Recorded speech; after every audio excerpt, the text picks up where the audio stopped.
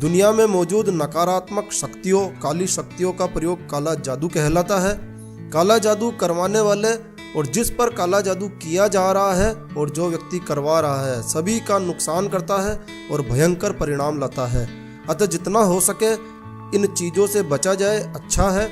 भूल कर भी अपने फायदे के लिए किसी पर काले जादू का प्रयोग नहीं करिए और ना करवाइए। कुछ लोग कंपटीशन के इस युग में, प्रतियोगिता के इस युग में जुनूनवश, ईर्ष्यावश, जलनवश गलत तरीके से अपनी सफलता के लिए अपने प्रतियोगी व्यक्ति पर टोटके व काला जादू का प्रयोग करते हैं या फिर करवाते हैं। दोस्तों पहले हम समझते हैं कि काला जादू है किस बला का नाम। दोस्तों जीवन में हर चीज़ के दो पहलू होते हैं, रात और दिन, काला और सफ़ेद, अच्छा और बुरा। जब तंत्र मंत्र शक्तियों का दुरुपयोग किया जाता है, गलत प्रयोग किया जाता है तो यह काला जादू कहलाता है। नकारात्मक शक्तियों को जागृत कर उन शक्तियों से यह कार्य करवाया जाता है, वह अपना गलत स्वार्थ सिद्ध किया जाता है। और काले जादू में किसी व्यक्ति को नुकसान पहुंचाने की नीयत होती है और स्वयं के फायदे की इच्छा होती है। लेकिन दोस्तों इस प्रकार का कार्य कराने वाला व्यक्ति यह नहीं जानता है कि काला जादू नकारात्मक काली शक्तियों के द्वारा अंजाम दिया जाता है और यह शक्तियाँ किसी का भी भला नहीं कर सकती, क्योंकि आप कभी भी अग्नि से शीतलता की उम्मीद नहीं कर सकते। लेकिन कुछ बहकावे में आकर व्यक्ति ऐसा कार्य कर ही लेता है। हो सकता है कि शुरुआत में ऐसे व्यक्ति को सब कुछ अच्छा लगे, परंतु अंत में उसे उसके बुरे परिणाम भुगतने ही पड़ते हैं। अतः ऐसा कभी भी ना कीजिए। तो चलिए अब जानते हैं कि यदि कोई व्यक्ति किसी पर काले जादू का प्रयोग कर देता है तो काले जादू के शिकार व्यक्ति पर काले जादू का क्या प्रभाव पड़ता है, या फिर यूँ समझिए कि काले जादू के क्या सिम्टम्स हैं, क्या लक्षण हैं। काले जादू का प्रयोग कोई सही व्यक्ति तो करेगा नहीं। आपका कोई पुराना दुश्मन, बुरा व्यक्ति ही ऐसा कार्य करेगा तो इसके परिणाम भी भयंकर और घातक ही होंगे। तो देखते हैं काले जादू के लक्षण। घर के किसी सदस्य की अचानक अकारण ही मृत्यु हो जाना, अचानक बीमारी के कारण घर के सभी सदस्य परेशान हो जाना, सभी प्रकार का इलाज कराने के बाद भी छोटी सी बीमारी का इलाज नहीं होना, घर या व्यापार कहीं भी मन नहीं लगना, व्यक्ति का अजीबोगरीब व्यवहार हो जाना, मानसिक तौर पर बीमार हो जाना, व्यक्ति के किसी अंग से बदबू दुर्गंध आना या पूरे जिस्म से बदबू आना, सोते ही भयानक सपने आना, गलत कार्य करते हुए सपने में देखना, सपने में स्वयं पर पेशाब करते हुए देखना या गंदगी गिरते हुए देखना और ऐसा नियमित रोजाना रूप से होना, ये संकेत करता है कि आप पर काला जादू हो सकता है। और रोजाना खाने में बालों का आना, लगातार किसी साए का साथ में होने का एहसास होना, फीलिंग होना और बिना किसी कारण के सामान का बार बार बिखरा हुआ मिलना, शरीर में चुभन का एहसास होना तथा कारण का पता नहीं चलना और शरीर का अचानक अकारण ही बहुत तेजी से गिर जाना, सूख जाना, कमज़ोर हो जाना।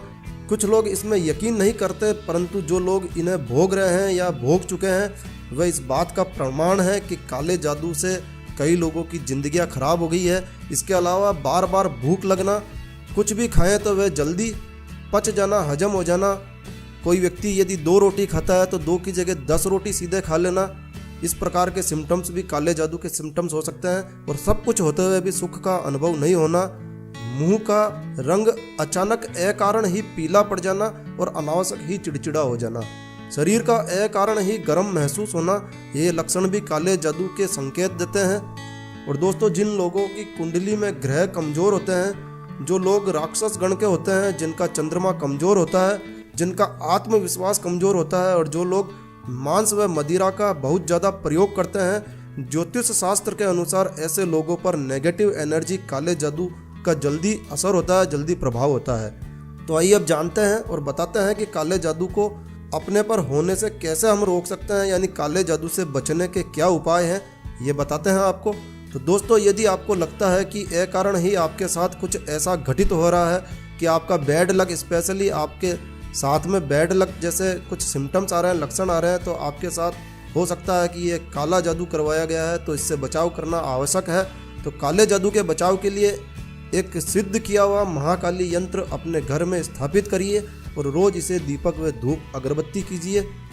घर के सभी सदस्यों को सुरक्षित रखने के लिए महाकाली कवच या हनुमान जी का कवच जो सिद्ध किया हुआ हो उसे पहनिए और पहनाइए। अमावस्या पूर्णिमा के दिन दूसरों के साथ खासकर घर से बाहर खाना या पार्टी में ना जाइए और मांस और मदिरा का प्रयोग ना कीजिए। प्रत्येक अमावस्या को अपने घर व व्यापार स्थल पर पवित्र जल का छिड़काव अवश्य कीजिए। घर व दुकान पर सिद्ध यंत्रों को स्थापित कीजिए। यदि किसी व्यक्ति पर आपको शक हो तो उसके हाथ से कभी भी कुछ ना लीजिए और कुछ भी नहीं खाइए।